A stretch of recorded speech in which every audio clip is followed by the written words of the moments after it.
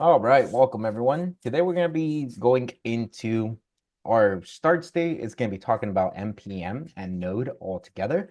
And then after that, by the end of our class, we'll actually be building our very first React project and start working within the React environment. Now, I'm going to go ahead and preface this entire lesson by saying that the first portion of the lesson is purely for demonstrational purposes. And then once we start diving into React, yes, there is other knowledge within React. There is other functionalities within React that we will be going over slowly, one day at a time. But please don't try to jump ahead and try to get these functions down on your own unless you're completely competent in your ability to do so. Because what we don't want is for people to say, oh, well, React has a special functionality to be able to do this feature. I'm going to use that functionality without having a complete understanding of how React operates and how that functionality actually is executed. And then we end up losing a little bit of grip of how to manipulate the DOM within React. All right. So now in part one, we'll be talking about what is NPM, the base commands within APM, creating an NPM project, installing dependencies. We'll talk about the difference between package.json and package.lock.json. We'll then go over the scripts portion of the package.json and how to write a start command. We'll go over how to import different information in between our scripts. And we're going to talk about the difference between require and import. Then once we have our imports and we were able to create a module for a project, we can start talking about the map and filter functions. And then we'll end our actual lesson by utilizing both Axios and Jest to write a simple test and Axios to make an API call to the Pokey API. At this point, does anyone have any questions over what we'll be covering in part one of our lecture?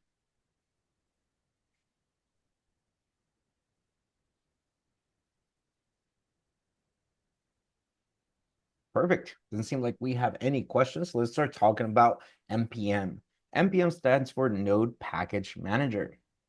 Now, Node.js is a JavaScript runtime environment that allows you to run JavaScript code on the server side. It provides a set of built-in libraries that enable you to perform various tasks such as reading and writing files, making HTTP requests, and creating web servers. Now, the Node Package Manager part comes in when we actually create a project. We're going to create a project utilizing the npm command. When we installed Node utilizing Brew, that was probably our longest install during InstallFest. That runs for a minute. And that's because Node is consistently getting many new libraries and packages added to it. They're all being managed at different time rates. And it's honestly, the world of JavaScript is kind of a mess. So let's start going into some basic commands over the Node Package Manager, or NPM commands in general. Here in my terminal, I don't have anything fancy as of now. You'll see that if I run ls, all it shows me is the task.json file, and I'm currently within the part one directory. That's this directory here. All right, I'm going to go ahead and start executing a couple of commands here in my terminal to cover them.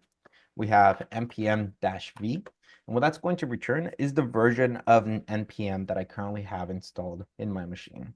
It's been a while since I've updated my machine, probably about 3 months now. So you may have a little bit longer than 3 months. So you may have something newer or something a little bit different, but please know that everything's going to be functioning the same. If it works here on my machine, it is going to work for yours as well. All right. Now, if I want to initialize a package, what I'm going to be running here is going to be npm init. So I want to start a new project here. And when I start this project, I can do so by running npm init. This is going to knock me into a couple of questions, or just a questionnaire that Node needs to know in order to fill out my package.json. That's what it tells me here. All right. The first thing it's going to ask me is, well, what is the package name going to be called? I'm just going to call this npm intro. No longer name containing capital letters. All right, perfect. So I'll just say intro npm. The version that I would like to use, the description. This will allow us to become familiar with the NPM structure. All right, entry point. So it's asking me, hey, what file am I utilizing as an entry point? I'm going to go ahead and agree with index.js. The test command will be test. It's asking me to provide a Git repository. You don't have to for this portion, but you could. If you don't have anything to add there, you could just press enter. No keywords. Again, I'll go ahead and press enter. Author, myself, I'll just press enter and ask if there's any licenses that I would like to apply. And then it gives me a quick sample saying, hey, this is what we're going to be creating. And this is where we are going to be writing this file. So I'm about to write a file to the following path, and it is a package.json. Now, this file will have the name, intro to NPM, the version that I'm using. It creates a description, and you'll notice that this is all on JSON format. It is an object with key value pairs. All right, is this okay? Yes, it is. I pass it through, and it creates my package.json. All right, well, what does this do for me, if anything, yet? Let's go ahead and take a look at what we can add here. It asked me for an entry point, and my entry point is index.js. So I'm going to go ahead and create that file. As you can see, I don't have that file here in my part 1 directory. I'm just going to touch index.js. And in that index.js, I'm going to go ahead and pass in something simple like console log hello Zulu.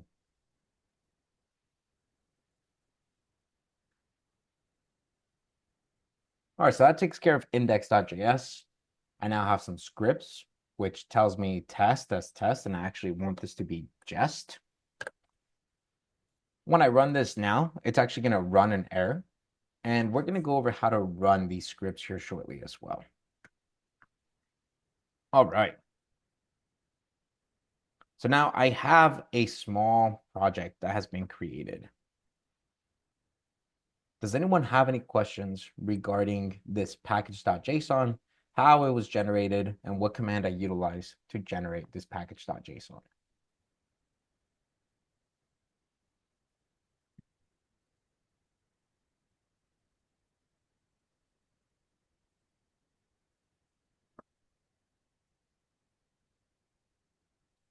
Perfect. If there are no questions, let's go ahead and dive into this index.js and how we run it. In this scripts portion is going to have the executable commands that you can type in to your terminal.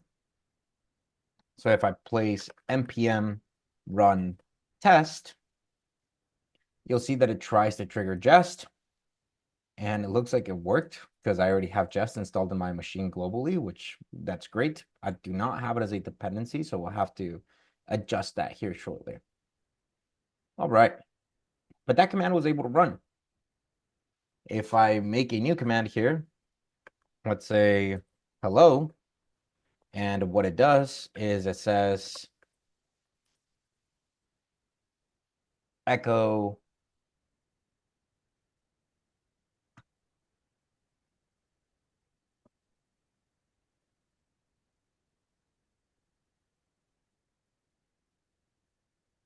hello Zulu from echo command.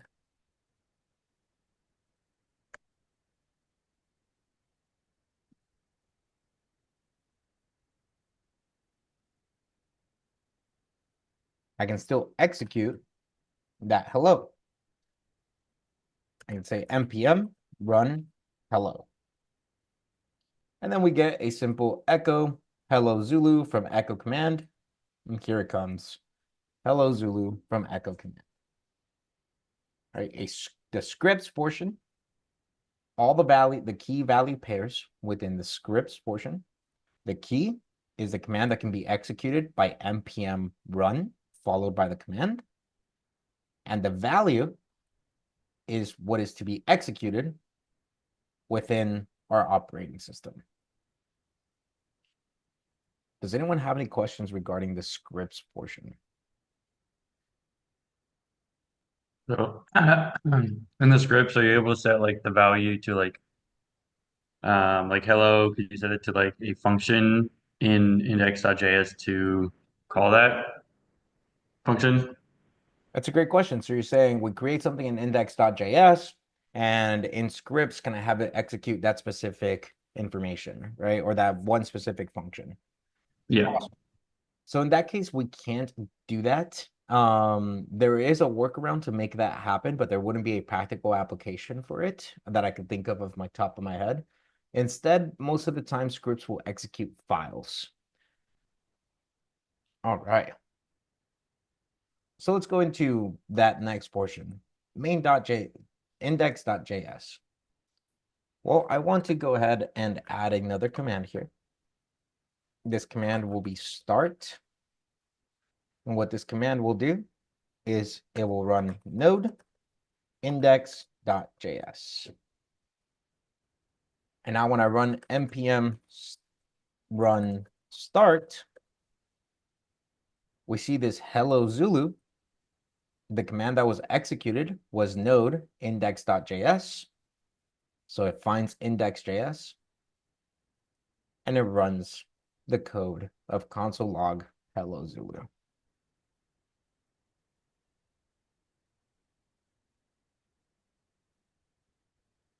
All right, everything up to this point should be pre one-for-one swap. We're about to make things complicated by adding some dependencies. So before I move forward, does anyone have any questions over the material we covered up to this point?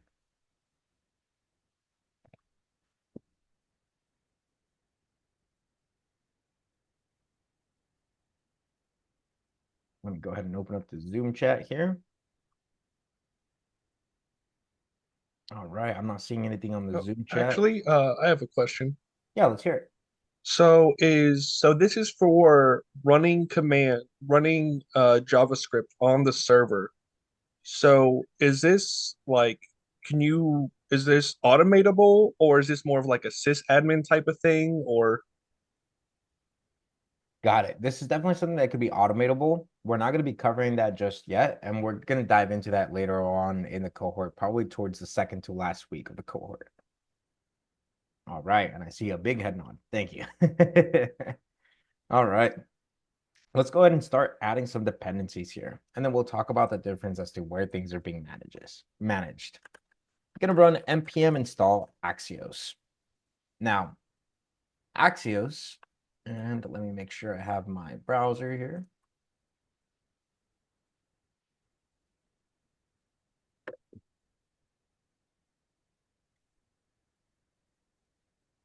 Axios is a way of making HTTP requests in a much simpler format. Yesterday, we made HTTP requests utilizing fetch. Today, we'll be making our HTTP requests utilizing Axios. And we're going to talk about the different ways that we can make these requests and why we would want to utilize something like Axios instead of utilizing fetch. It just makes our life easier. It's a tool to make life easier as far as making data readable in JSON or just how responses are being handled and formatted. And we'll see that here shortly. If you use something like Axios in your project, but then you deploy it to a live server, how do you force your, how do you for, allow, how does it run with clients who don't have Axios? How does it run with clients who don't have access? Got it. Or do you deploy Axios along with it so that when somebody visits your page, it automatically just runs in the background? Yeah, that's a great question. So Axios will be followed along with your project. So anywhere that your project goes, Axios will go with that project. And we're going to see how that happens here shortly as soon as I go over dependencies. All right. So when I run npm install Axios and you see Axios being installed, well, now I'm getting a couple of different directories being added here along with a new file. So here I have a new key value pair called dependencies. In this dependencies portion, I now have the version of Axios that I'll be utilizing for this project. Now, when I come up to package lock JSON, this is something new that has been created. This didn't exist before until I ran that install command. And when I ran that install command, you'll notice that now there's something called packages. Node modules, not only for just my project, but now I have node modules for Axios that are being referenced. Where is this coming from? Or where is this node module / Axios? What else changed in my project structure? Well, we actually see node modules. Yeah, there is an actual directory now named node modules that has now been created. And inside of that node modules, you can see that Axios exists within it. So to answer your question as to how does Axios get into the client, or how do clients utilize Axios if I build my project utilizing Axios? Well, when I go to deploy this project, package.json and package.json are essentially where I keep track of all of my dependencies. Kind of how when we were working within Python, we created a requirements.txt to be able to keep track of all the dependencies inside of the virtual environment. Well, this is how we keep track of the dependencies inside of our node package manager project, right? So our NPM projects, we keep track of dependencies within package.json and package.lock.json. So when I go to deploy my project, all of this information will then become installed into wherever this project is being hosted. Does that answer your question, Tim? Yeah, it does. Thank you. So these are all for like the particular project you're working on. So if you started like a brand new NPM project, you'd have to reinstall all the stuff all over again. Correct. All right. Awesome. With that said, I'm going to go ahead and make just so everyone is tracking. When you make a project like this, you don't want to push all these node modules or this node modules directory up into GitHub, because obviously as you have more dependencies, you'll get more and more nested directories and files being installed in there. So it's just common practice to add a .gitignore file and just place node modules. Now, by doing so, GitHub will not keep track of this node modules directory, and it won't push it or keep track of all the differences and changes inside of this directory or any of its nested files and directories within your Git tree. All right. Now, there's a very key difference between package.lock.json and package.json. Package.json is something that I can interact with. You all have seen me manually type information into package.json. Package.lock.json was something generated from package.json. A very key thing, or something that I always use to remember in the back of my head, is this -lock. It means I'm not supposed to touch it. It's a locked file. It is how my project is going to recreate this node modules directory. So if I interact with this, I better know exactly why I'm interacting with it. And if I'm changing some sort of MIME type, why I'm changing it, and what I'm going to be changing it to. And I better know how to keep track of it or undo whatever changes I'm making. Do not touch the package.lock.json. Package.json you interact with, package.lock.json you do not touch. All right. At this point, does anyone have any questions over any of the material that we covered up to this point?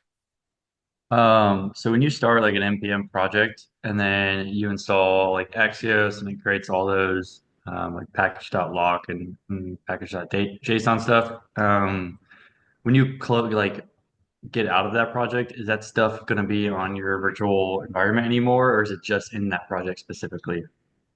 So we don't have a virtual environment for node package module projects, right? So NPM projects don't have a virtual environment. All of your dependencies will be within package.json. And every time you make a new project or a new NPM project, you'll notice that it either won't have a dependencies key or it will be empty. So you'll have to reinstall your dependencies over and over again, depending on the project that you're working on. Does that address your question, Chase?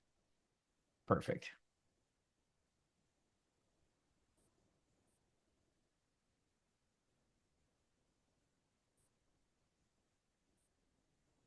All right.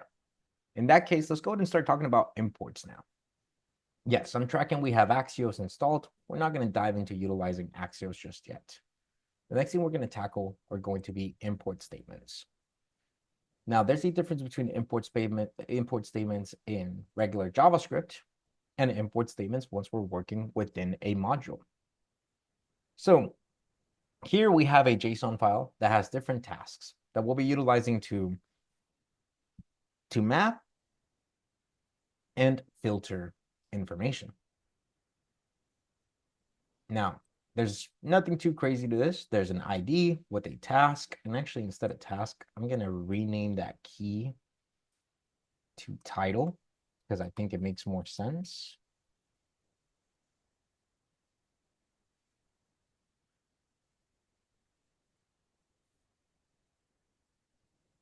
So now we have an ID, a title, and whether that task has been completed or not. I want to utilize these tasks inside of index.js because I want to write some code in index.js.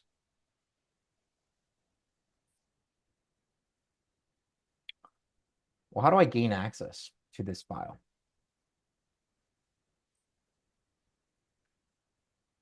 Well, the old way of being able to gain access to this file is by utilizing the require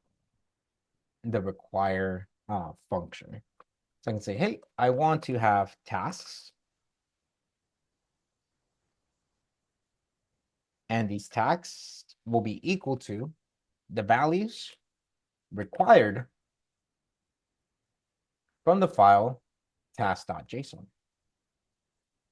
And now, if I take a look at my console.log, I can go ahead and see my tasks. Let's go ahead and run this command here. I'm going to run npm run start.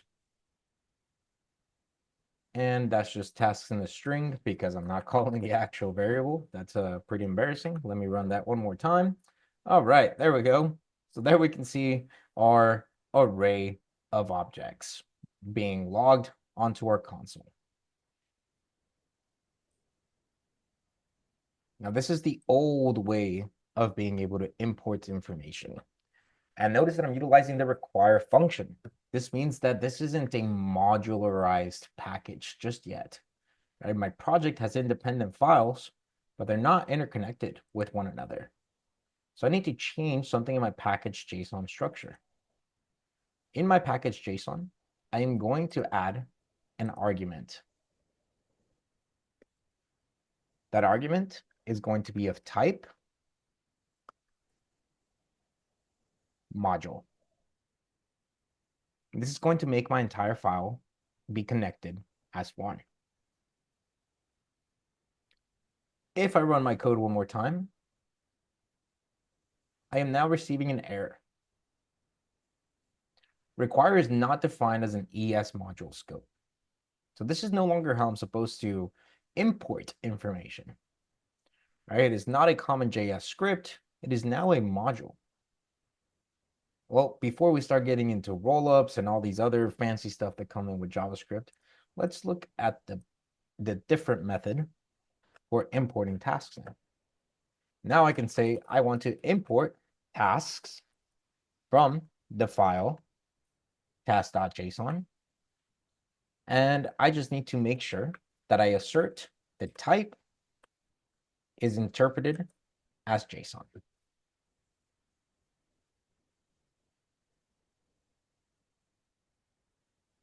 And now when I run my command one more time of npm run start, I receive back my array of objects.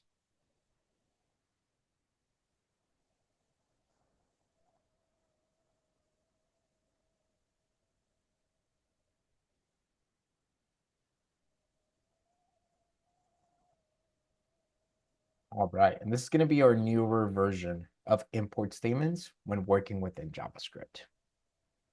Does anyone have any questions regarding import statements? I'm sorry. Could you just repeat the difference between doing it the old way and the new way? I guess I just need to hear it again. Exactly Absolutely. what the difference is. Yeah, so the exact difference is going to be this line 2 here on my package.json. I am now working within a modularized project, meaning that all of the files inside of this directory are now interconnected with one another. And when I run this command, or when I run this script utilizing NPM, so when I run NPM start or NPM run or any of the above, the first thing that command does is it gets executed.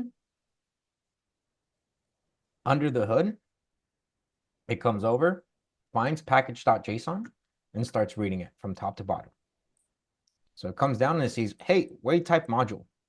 So now, because it sees type module, well, it takes a step back and it starts looking at all of the different files and directories within part 1, or where this project lives. Once it's done taking a look at all of that code and allotting it its appropriate memory space, then it continues to work down. It sees main.jsx is going to be the main point here, and then it identifies the script. Oh, okay. Well, what I'm supposed to do for the command of start is execute index.js.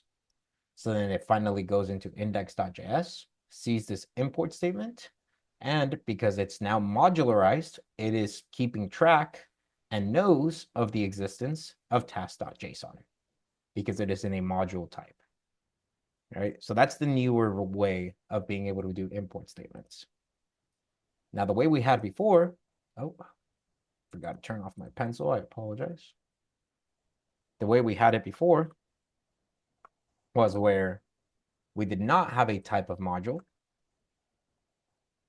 And if I try to import this way,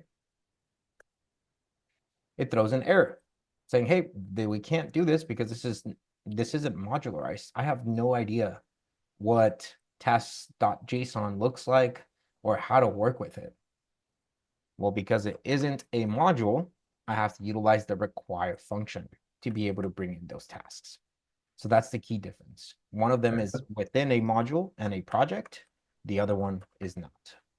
Yeah, so the old way kind of looks at just one individual file, just looks at individually at task.json, and with the module, it looks through everything in the package. Does that Yes, pretty much sum it up? pretty much. Okay. All right, and I'm seeing Morty. Anyone else having an error with assert? You should not be having an error with that. More than likely, there's a syntax problem somewhere within this line here on line 2. Let me make sure this still works. Okay, everything's working. Perfect. All right, any other questions?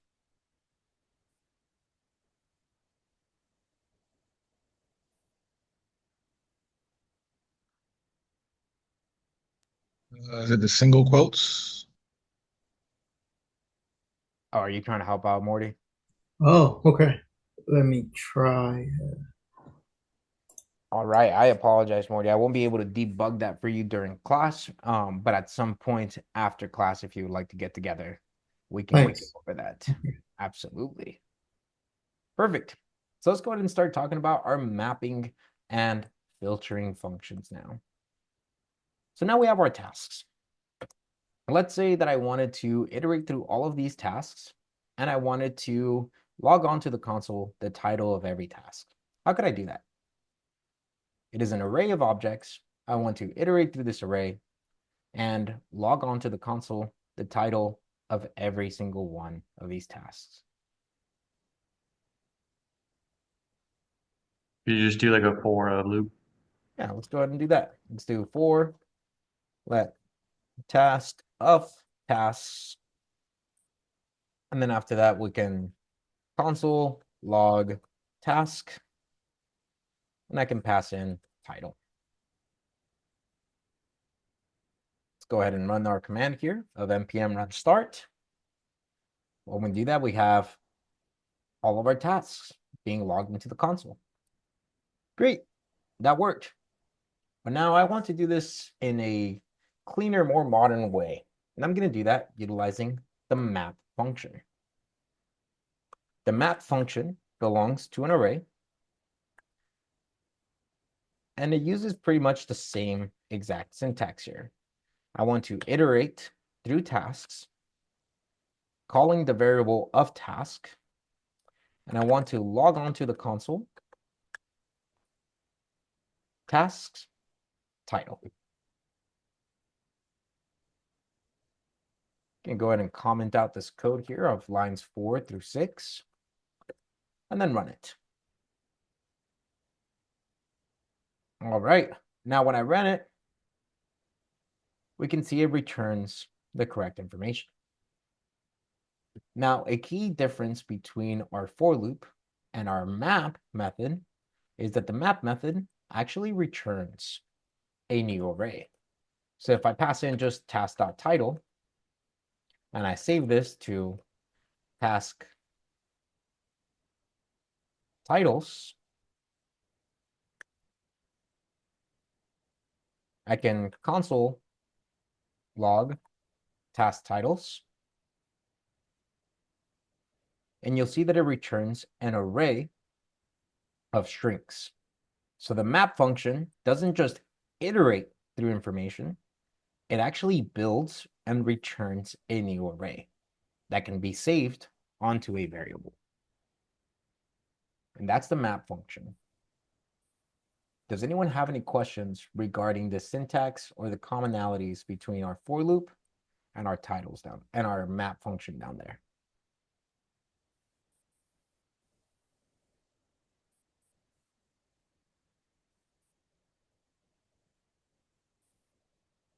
All right, once we go into React, we won't be able to iterate through arrays or state arrays utilizing for loops efficiently. We'll have to utilize the mapping function. So it is very important that everybody has a good understanding over the map function and how it works.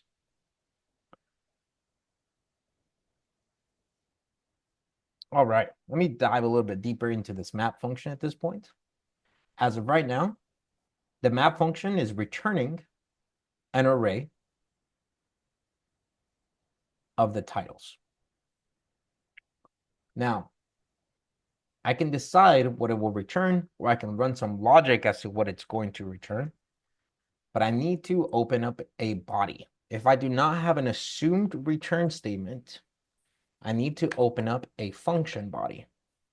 And there I can write information. I can say, hey, I want let title be equal to tasks dot title dot to uppercase, and then I can return title. Notice that I am now specifying a return statement. I am not just writing it with an assumed value. Because I have a function body, there needs to be a return statement. When I run it, it's going to give me back an array of all of my titles, all in uppercase. But look at what happens if I take off the return statement. Well, if I take off my return statement, it just gives me undefined for all of them. Why is that happening? You're not returning a value for each iterative task. Perfect. So I'm iterating, and when I iterate, it looks at a function, and it's looking for the return value of said function to build my new array.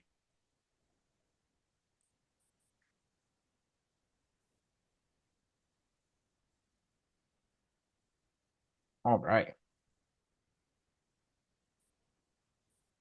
Does anyone have any questions regarding the map function? Yeah, so I guess I would normally thought before reading through this, it'd be indexing through every value, but what you're saying instead is it returns everything in what, in one array simply. So it builds a new array. Yeah, Yes. so I'm saying it's not indexing like returning individual titles, through each of these IDs. It's waiting to return everything at once. Is that what's going on? Yes, in this case, that's what it's doing. It's returning everything just at once. We're going to see it in a different application once we start working within React, but that's essentially the concept there.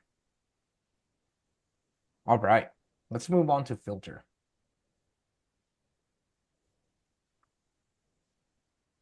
Now, the filter function works pretty similarly.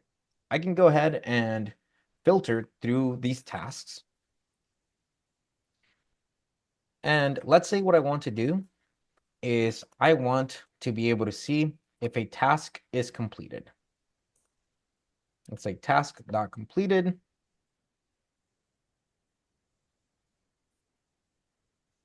I'm just gonna, let me do it this way so we can visualize it first. And then afterwards, I'll make it shorthand. If task.completed, then I want to console.log task.title, comma, task.completed. I can run this. We'll see only 2 tasks appear here in my terminal. We have build a simple to-do list that has been completed and implement task deletion functionality, which has also been completed. So there's the 2. Otherwise, nothing is happening. Now notice this function isn't returning anything, so I could always just say, hey, I want to return the task. Well, now I can add this to a let completed tasks be equal to. And when I log that to the console, you'll see we receive back an array of 2 objects. This console.log statements that are happening here are from within the body in line 17. Each one of them is being executed at a time within that function body. But the task itself is being returned because the filter function also builds a new array. So a term that I like to utilize is constructive, meaning these 2 functions, both the map and filter, construct a new data structure. They construct an array of objects. And that's what gets returned into completed tasks. So tasks itself is unmodified. It's literally just creating new arrays for both filter and map. Yes, that's correct. All right. Now let's take a look at a simpler syntax here. I'm going to go ahead and make completed tasks again. And I'm still going to keep it to filter. I'm going to pass in the task. But now for my body, instead of opening up an entire function body, I'm just going to say, hey, if task is completed, then I want to return the tasks. I think I can just do it this way, actually.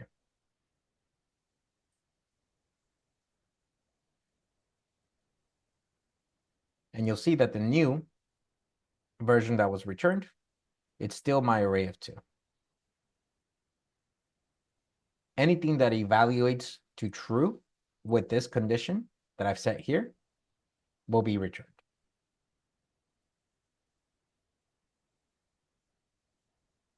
And that's exactly what I'm doing up above.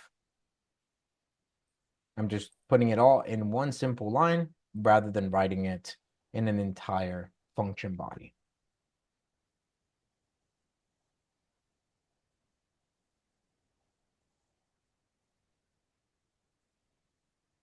So what if I wanted incompleted task? How could I get that? Could you put like a exclamation point? I can't remember what it's called. Yeah, so I can say tasks filter. Again, pass in task as a variable. This is just a variable. I can name this X if I wanted to. I can say, hey, where X completed.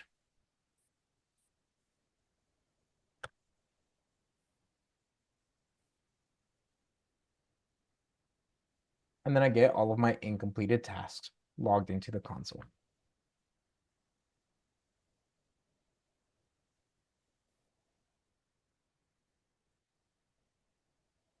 All right, does anyone have any questions about the filter or the map functions? So I know you said this before, but at what point are we not allowed to just run traditional for loops as as we've used to do, and we're forced to use map and filter? I guess I know we're building to that. So at what point can we not run a normal for loop if we wanted to? The moment you knock into the React environment, stop using for loops. Okay. All right. Awesome. Great. So now we Oh, have, uh, oh, I see another question. Go ahead, Kenny. I'm a little confused. Like, okay, what is the difference between map and filter? Because they both iterate through each element within a list, and you can have logic within both of them. So what is the difference? Got it. So filter, think about filter making the array smaller, and then think about Hmm. map as conducting a function for every single index in the array. Hmm. So could you do the same concept in both functions, but just like the uh what is it? Uh I forget, but just I'm still struggling to understand what is the actual difference. Yeah, so if I were to make something like incompleted tasks, right? And I iterate through task and I utilize the map function instead. And in the map function, I'm going to grab every task. And what I want to say is, hey, if task.completed, then I want to return the task itself, right? So now this is essentially exactly what the filter function is doing. And this is if not task is completed. All right, because these are incompleted tasks. Well, let's see what happens when I run this. Now notice before we had an array of objects with 1, 2, 3, 4, 5 indexes. When I run this code now, I don't just have 5 indexes. I have the task itself, and then I have undefined. The array still stayed with the same length. Right, so filter makes my list or my array, excuse me, smaller because it only does it for the conditions that are being met. The map function will return a value for every index. It won't make the array smaller. It will either return something that's being specified or it will return undefined. So that's the main difference between the two. Okay, I get it. And also thanks to Noah for his comment as well.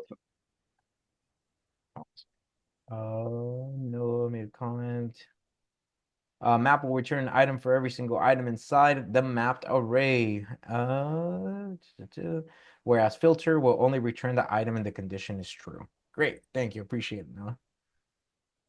All right. Perfect. So now that we have this out of the way, we understand how to utilize the map and the filter function. Let's go into utilizing dependencies. I installed Axios, and Axios exists within package.json. I can come over, take a look, and I see Axios is in here. Well, how do I use that within my actual script? In my script, I can type in import Axios from Axios. This from Axios portion is referencing to package.json. It'll look at the dependencies for Axios. And now I can actually write my request. Let's write our get Pokemon function one more time. So const get Pokemon. This is going to be an asynchronous function. And actually, let's just keep it simple. Actually, yeah, this is going to be an asynchronous function. And what this function is going to do, it's just going to get me Ditto. Let me go over to the Poke API and grab that URL there. All right, we have our request URL. There we have Ditto. And here, I'm just simply going to make my request. I can say let response be equal to await. And let's use fetch first. Request URL. Then afterwards, I just want to log on to the console this response.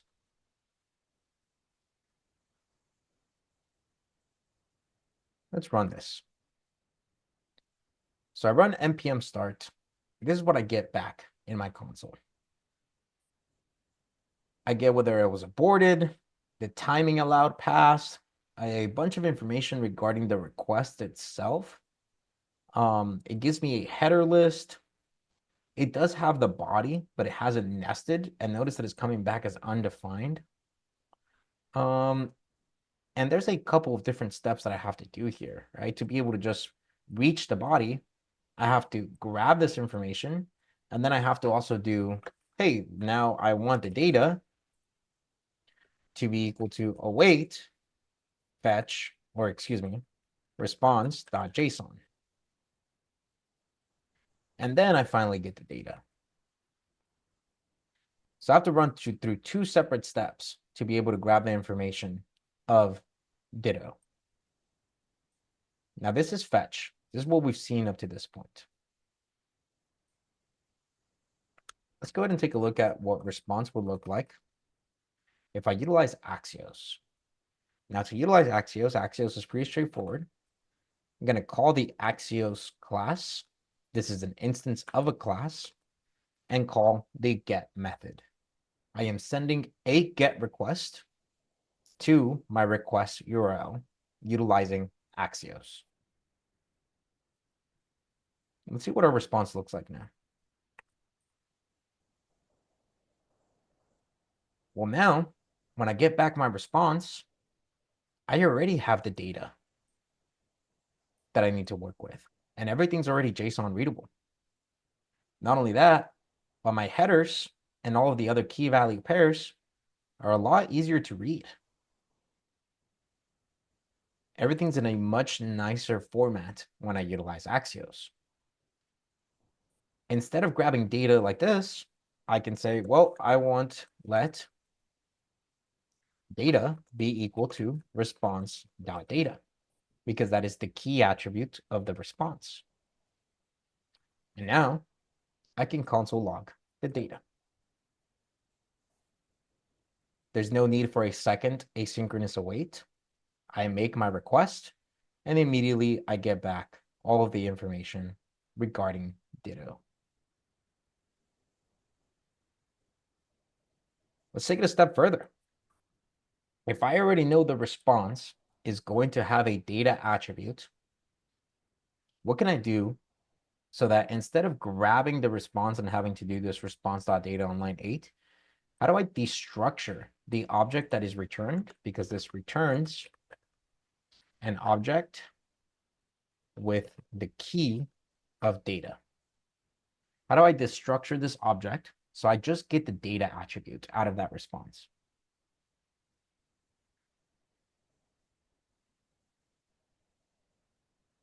Can you use curly braces on the after the let and then just put data inside of it? Perfect. So I can say, hey, I want you to look for the data attribute or the data key inside of this request.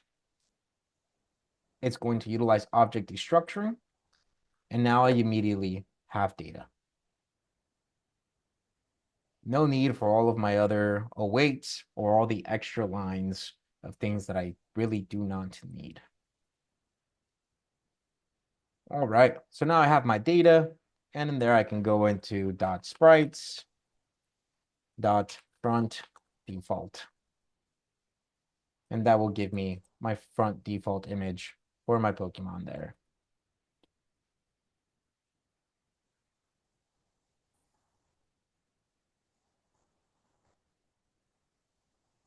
All right. And that is how you utilize Axios. As far as error handling goes, you could always just do a try and catch block.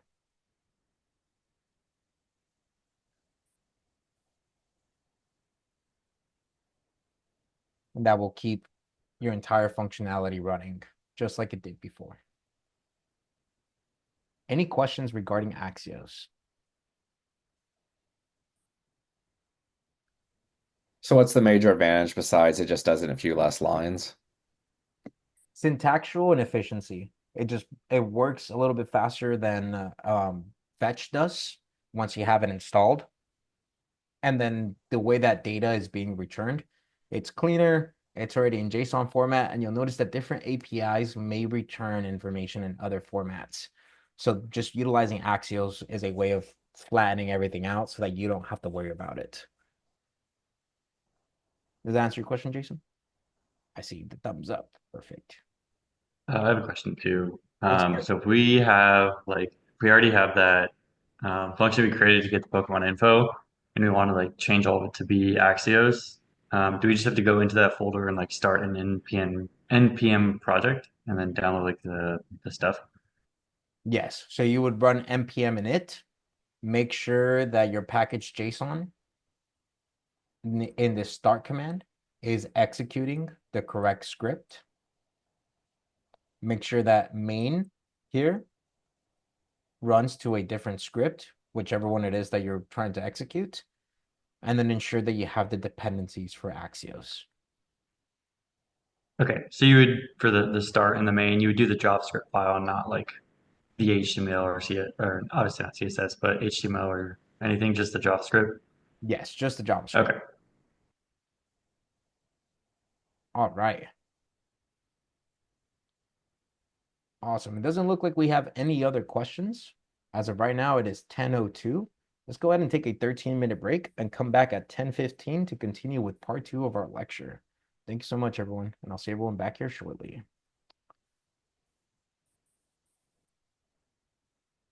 All right, welcome back, everyone. In part 2 of our lecture, we're going to start diving into our React environment. In today's lecture, the main thing that I want to make sure we cover is how does everything become connected? How does React work as far as connecting all the dots and getting index HTML to show up on my screen? We'll be covering each portion of React slowly as we go on. So we are going to be asking you to write a little bit of JavaScript code to manipulate the DOM for now. But later on, we'll learn about the virtual DOM and how to manipulate the virtual DOM utilizing state variables. Again, a little Easter egg for future references. For now, write regular JavaScript to manipulate the DOM. All right, so in order to create our React applications, we'll be utilizing Vite. Vite is not the same thing as React. Vite is a tool to build front-end applications. You can click on this Get Started information if you really want to take a look at it, but their fancy thing is just before there used to be all kinds of different roll-ups and other things that you had to add into your applications to manually connect your test suites, your different HTML documents, your different JSX files. Well, now instead of having to worry about all those extra tools or things that you have to depend on to connect to one another, you can just utilize Vite. And Vite will do all of the heavy lifting for you. It's the easiest way to just start an actual development process for your applications. And easily translatable to something that you can actually deploy without having to convert each one of these independent tools to their deployed versions. Instead, it all happens with one tool, and it's already ready to go from the moment that you run it to be deployed. All right, so that's Vite. Now, what is React? Oh, so React was created by Facebook, and its entire purpose is just to make front-end applications.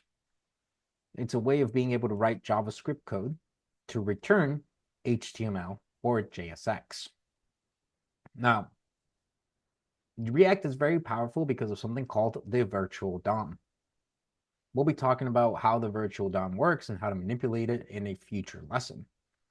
For now, we're going to concentrate on creating a React environment within Vite and writing a little bit of code so we can see the commonalities of React, Vite, and what we've learned up to this point during our full stack week last week. Let's get into it. Here in part 2, I'm going to run the command npm create Vite. I don't have to install it. If it does prompt you with an installment, you can do npm install Vite, but from what I'm tracking, you do not have to do that. You just run create Vite here in npm. Here's the command. That will get you started as far as a Vite project goes.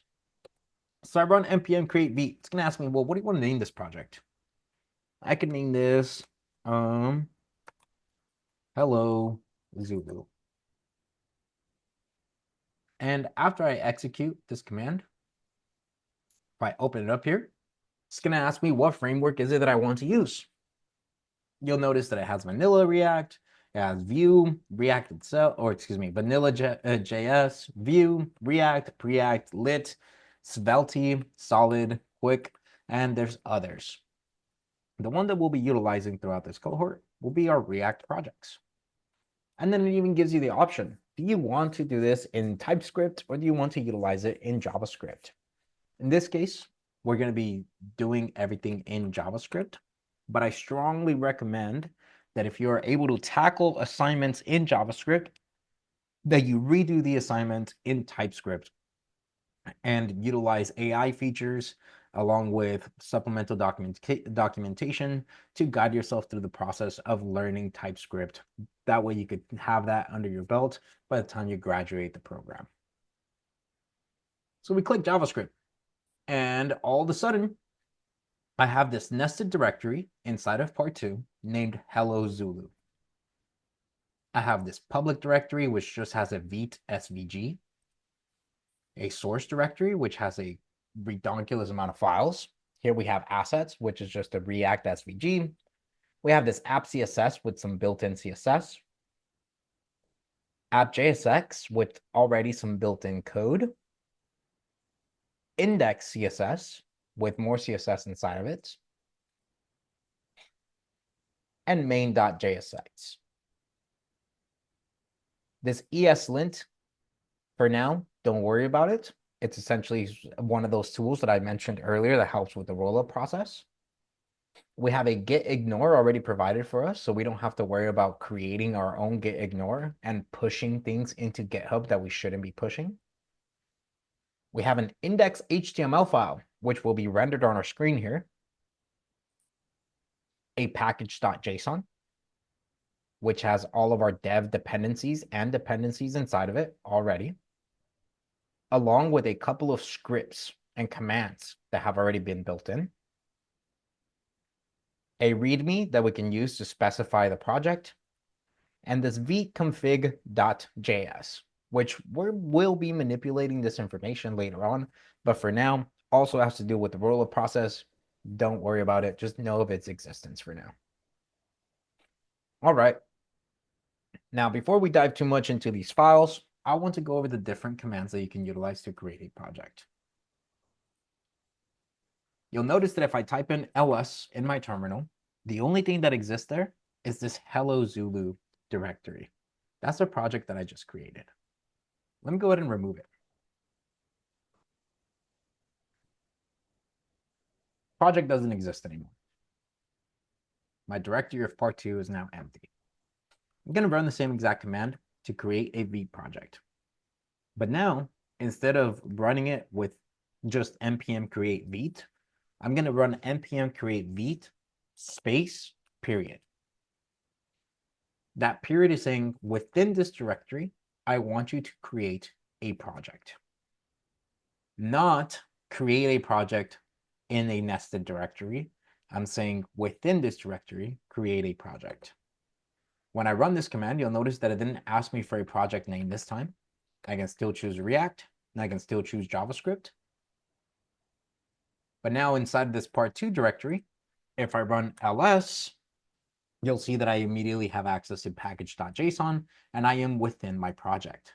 That is a good indicator to know that you are within your project. You have access to package.json and the src directory when you run ls in your terminal. All right. Does anyone have any questions over how to create a Vite project?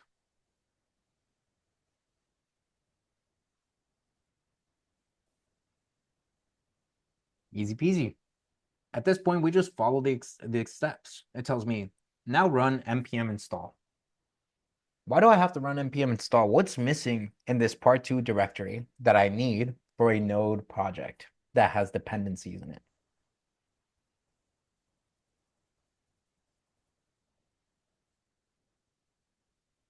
The node modules.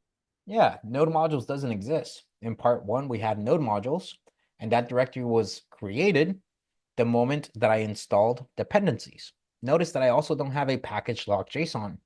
Neither of those exist until you install the dependencies that are listed in package.json. This is the equivalent of a requirements CSC. So all I need to do is say npm install. By running npm install, it's going to take a look at dependencies and the dev dependencies and install every single one of them. You'll see a package.json has now been generated, and a node modules directory has also been generated with quite a bit inside of it.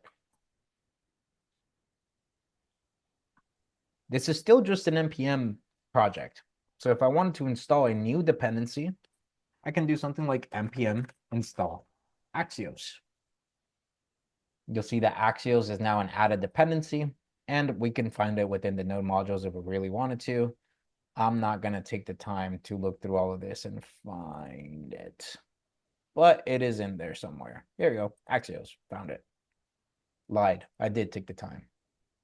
All right. Now I have node modules. I have my package.json, which I know I'm not supposed to interact with unless I 1000% need to. And my package.json is up to speed. So I guess my question is, why wouldn't they just include Axios with it if it's so commonly used?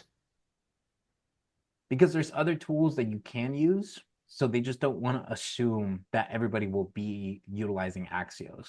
Because then at that point, you would be providing a limiting factor to developers, and you don't want to do that when you're creating or providing frameworks for people, right? You want to give them the freedom of movement to choose their own tools.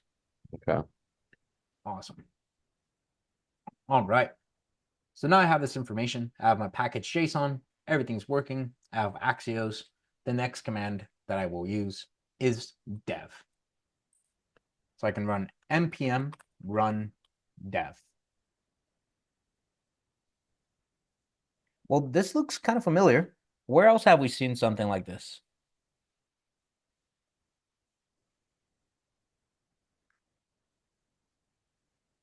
Do we remember when we ran our Python server with Flask? When we ran our Python server with Flask, we got something along the same line saying, hey, we are occupying this port on localhost, and the server is now running. Well, let's take a look here.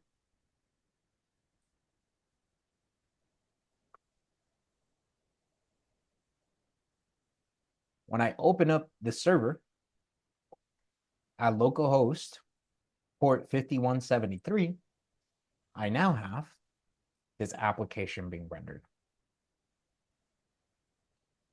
It's kind of like the go live server when we wanted index.html to show up. When I run npm run dev, index.html gets rendered on my screen. Well, now let's talk about the connecting parts here. Mine is just a gray screen. We will have to diagnose that off class. I don't know why that's happening. All right.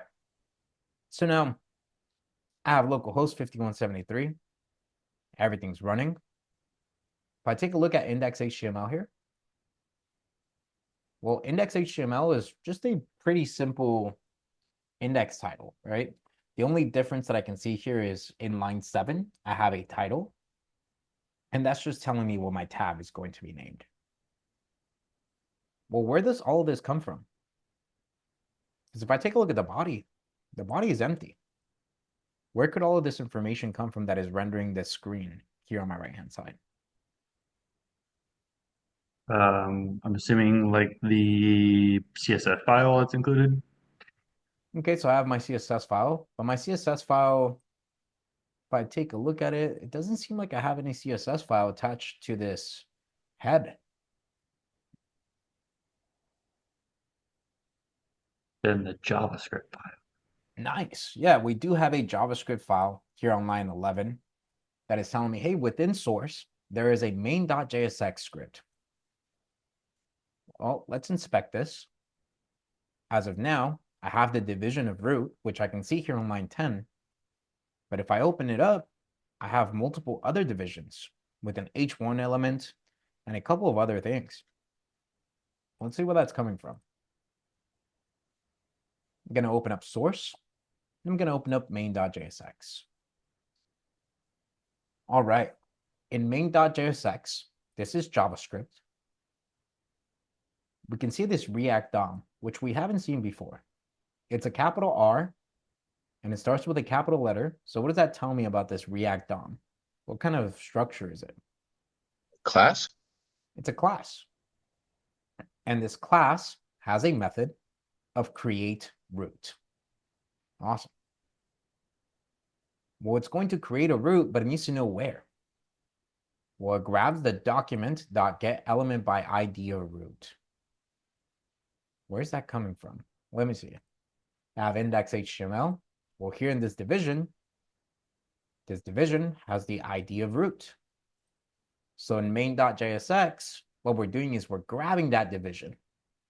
And within that division, we are then rendering the following information. This React strict mode we'll be covering more in depth tomorrow. It doesn't return any HTML or JSX. It's essentially just to make sure that your state is working correctly, and we'll be covering that tomorrow. Just save that as an Easter egg for now. What I want you all to pay attention to is that it is rendering this app. Where's this app coming from? The import of app.jsx. Nice. Here on line 3, I have an import statement saying app.jsx is to be rendered. Well, if I take a look here, I do have an app.jsx, and app.jsx has the following. Has the division, which we see nested there with A tags, or the anchor tags, excuse me. We see the H1 element as well, of V plus React. And we see this counter button as well that I can click on to increase the count and so on.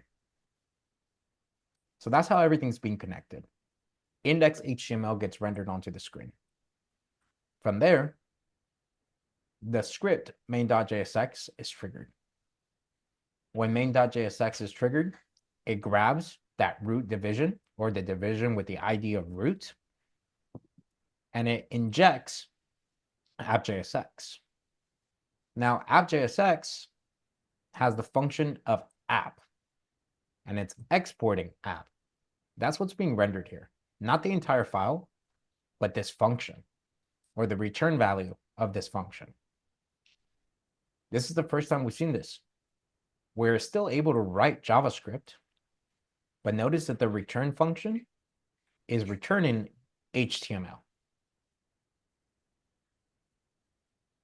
Now, special key thing that we need to make sure that we remember about this return value is that it can only return one thing. You'll notice that we're actually returning a lot of stuff, or it looks like we're returning a lot of stuff. But in reality, what we are returning is the fragmentation from lines 10 to line 31. This is grouping all of this HTML as one component. All right, I'm going to go ahead and open up the floor for questions here. Does anyone have any questions over how this HTML gets rendered onto the screen, or how Vite is actually running and putting all of this into our server?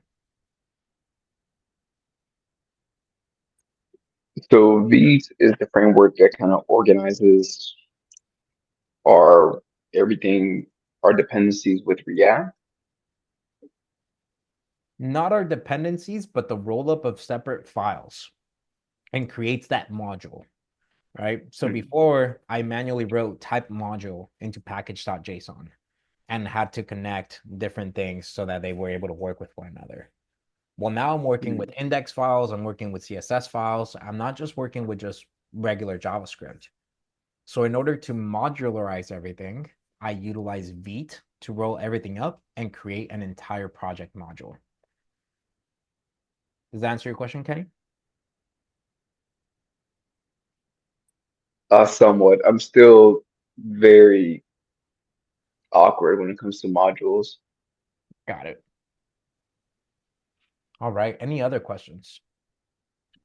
Yeah, so when we do, like, I know one of the projects is to create a team of Pokemon based on the same type. When we do that, all the JavaScript code is going to be in the main JavaScript file, not app.jsx, right?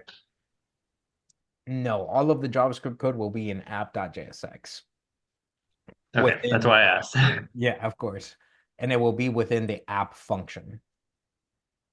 We're actually going to take a look at an example project here. We'll do the guess a number project here shortly.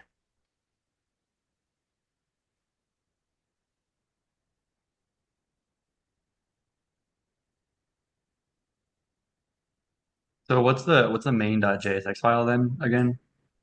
Yeah, so for now, just think about the main.jsx file kind of as a connecting file between main and app.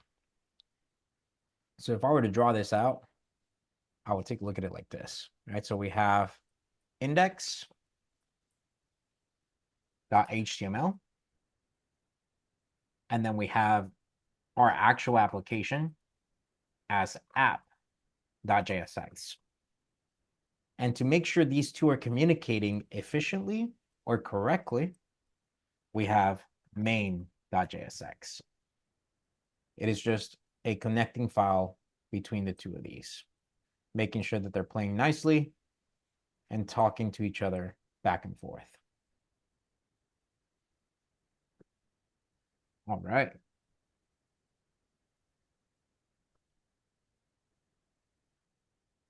Any other questions? In your main.jsx, you have that virtual DOM tag. Does anyone else React DOM? Mine doesn't have that at all. My screen looks slightly different than yours, and I did all the things you did. Okay. If that's the case, it could be that we are using a different version of Vite, and that's the reason why that's happening. It could be happening because of the Node versions that we currently have installed. So you may have the newer version, and that's why everything's working. As long Okay. as everything is rendering correctly on your screen, you'll be Yeah, it good. looks identical on the actual browser. Perfect. All right. Any other questions?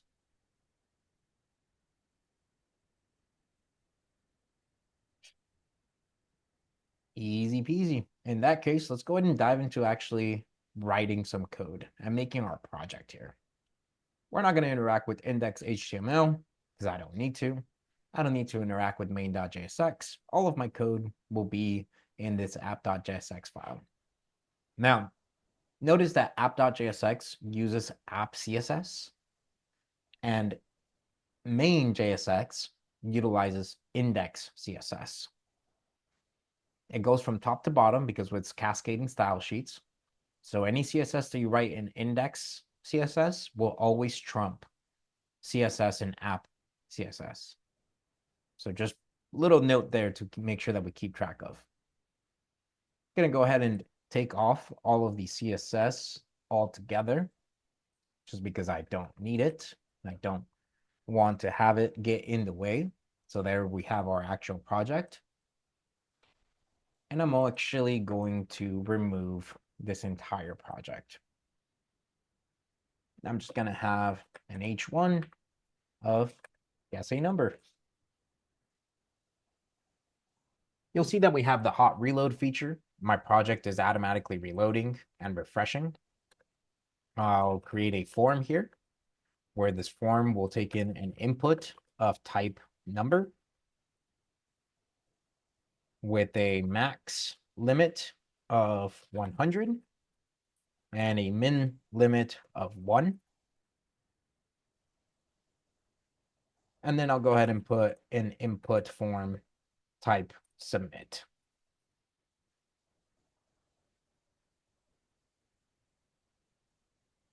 Finally, I'll write a division for prior guesses.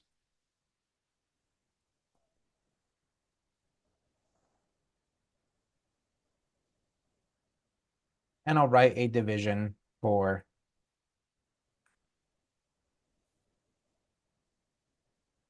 user message. All right. So all of that is being returned to my screen. Now I'm just going to simply write a guess a number game. So I'm just going to make a function named handle submit.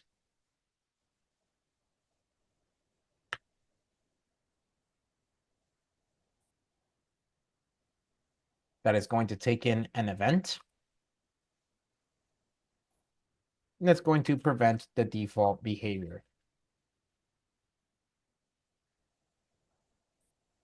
How we form.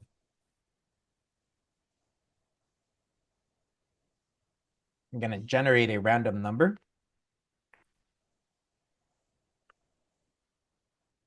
And I believe this one is just math.random up to 101.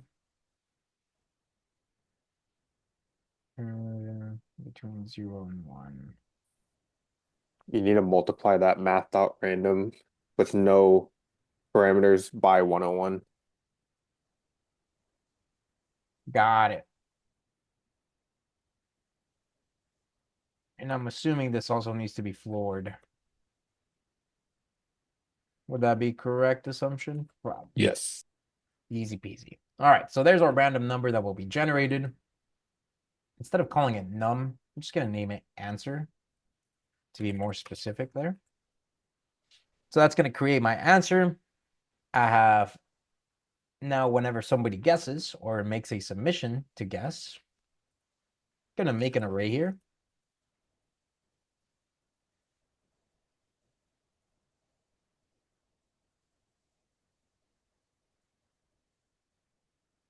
That will be displayed. I'm going to display it here in this prior guesses portion.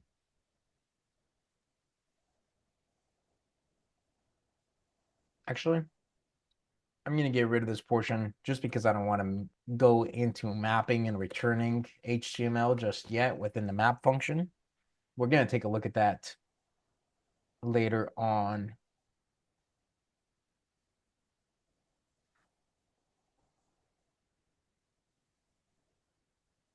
Let's tackle one step at a time. All right. So I'm simply going to, once the event is submitted, I'm going to ask, hey, if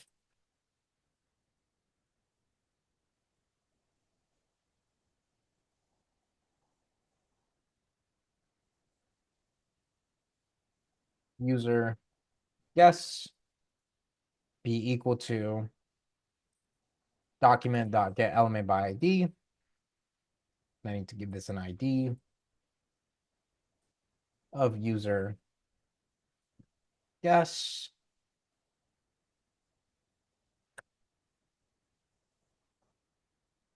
dot value. So if user guess dot value is greater than answer,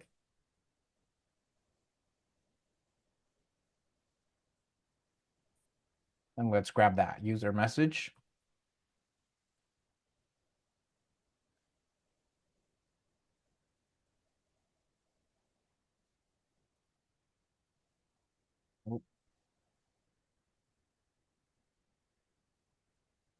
Then user message dot inner HTML or inner text is going to be equal to too high. Else if user guess is less than answer, then the user message dot inner text will be equal to too low. And then else we'll say user message dot inner text will be equal to correct. All right, let's call this handle submit function. So on line 16, do you need to put user guess dot value since you did that in line 13? Oh, thank you. Appreciate it. Good catch. I'm going to add this on submit, which we'll call the handle submit. A little bit of a syntactical difference there as far as how I'm connecting the function itself. Notice that I'm not calling the function just yet. I am handling the on submit method. Now, when I click on submit, it's going to tell me, hey, that was too low. 25, still too low. All right. Let's do 50. 90, too high. 80. Oh. Too high. A little bit of bracketing. 70, still too high. All right, 60. 55, too low. 59, too high. 58, correct. And there you go. There's my game for being able to guess a number. Nothing necessarily changed as far as JavaScript and HTML goes. It's just a simple syntactical difference here. All of my HTML is being returned within the return statement. I am still having hot reload, but my functionality or the concept of writing JavaScript has not changed at this point. Does anyone have any questions over how I wrote this handle or this guessing number game?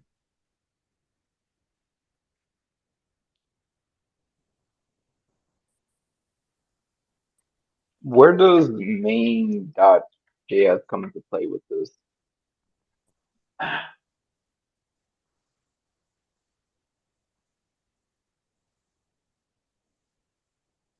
So index.html is just a regular HTML template that doesn't have anything inside of it besides for the division of root. Main.jsx grabs the app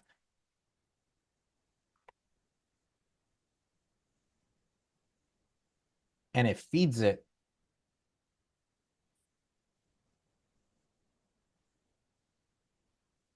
to index.html so that it renders within the division of root. Does that answer your question, Kenny? So a lot of what we're gonna be messing around, well, a lot what is gonna be new is that app.jsx. Everything that you write will be within app.jsx, yes. Mm-hmm. Any other questions? So literally you're leaving index.html alone. I mean, as it was originally produced. Sorry, could you say that one more time? So index.html, you're literally like not touching it. You're doing everything in app.jsx. Correct. You're not touching pretty much anything except for app.jsx.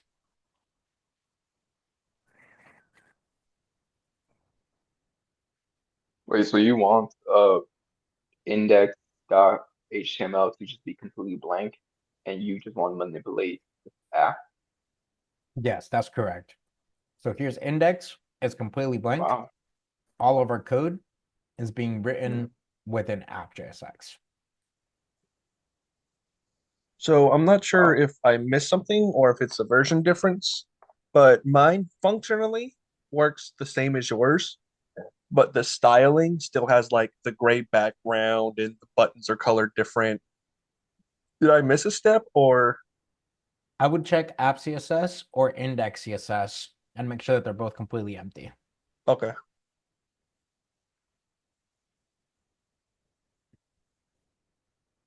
All right. Now, Yep, that was it. Thank you. of course, for this portion here, I am telling this handle submit method to handle for an event. That event being the submission of a form. But as of right now, I'm not passing in this event into my function. Luckily, React is smart enough to keep track of what's going on, and it's kind of doing a little bit of assumptions for me. But we don't want to leave it to the program to make these assumptions because later on, as I continue to make other code, they could get in the way of one another. So instead, I want to specify, hey, I want to target this event. And I want to pass this event into my function handle submit. Right, so I'm grabbing the event of the onSubmit method and passing it to the function of handle submit. Again, this is syntactical sugar, but it's syntactical sugar that you need to ensure that you apply. If a function takes in parameters, you must apply the following syntax. If it does not take in parameters, you could just write the function itself. But because our function takes in a parameter, we need to specify where this event is coming from. All right, so we go to guess a number again. Let's go with 50, too high. All right, 25, too low. Let's do 35, too high. Back down to 28, too low. 30, too high.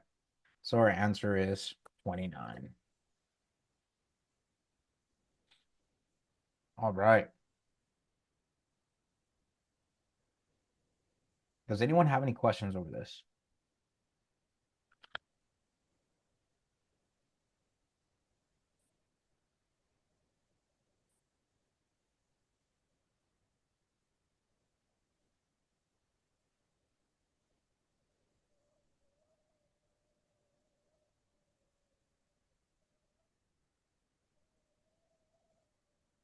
It seems pretty simple. Maybe instead of a div, I turn this into an H3. I think that would look a little nicer. All right, there you go. All right. Let me do a quick recap over React. We covered the 2 commands to be able to create a React project. One of them being npm create vite, which will give me the option of naming a new directory for a project. npm create vite with a period will create the project within the directory that I'm currently in. That will then prompt me with a series of questions for building my project.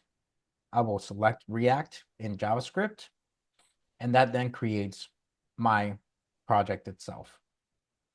From there, I'm going to install the dependencies within package.json by running npm install. That creates my packaged lock JSON and my node modules directory. That then gives me access to be able to run the project with npm run dev. And we see that within package.json as one of my scripts. npm run dev will run the development server on port 5173. So I can kill this.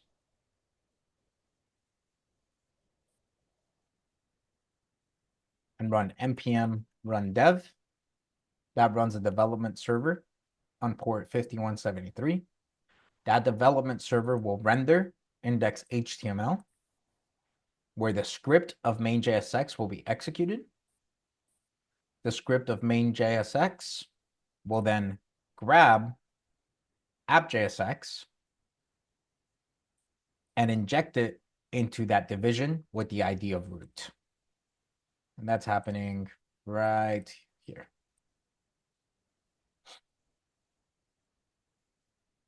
And then from there, all it is just writing regular JavaScript.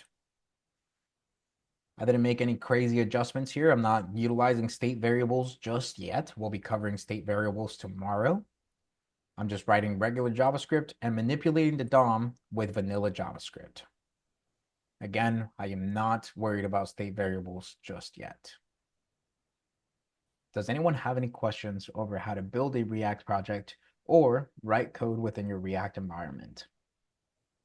Another question, before, like we, with Python, app.py, we could specify the port that we wanted to use, but it didn't look like we had that option here. It looks like it pretty much just gave us 5173. I believe there is an option. Let me take a look here.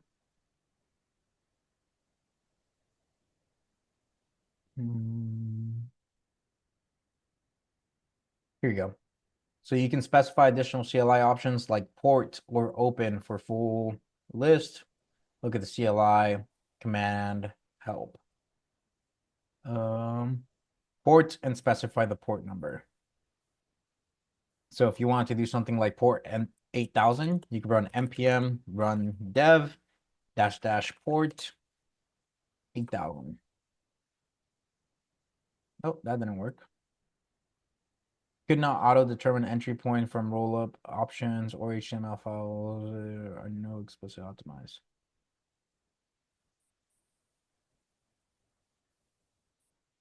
Interesting.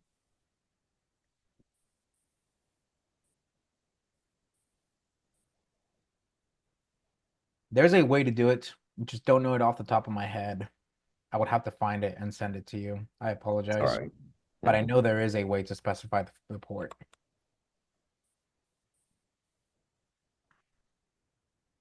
All right. Any other questions?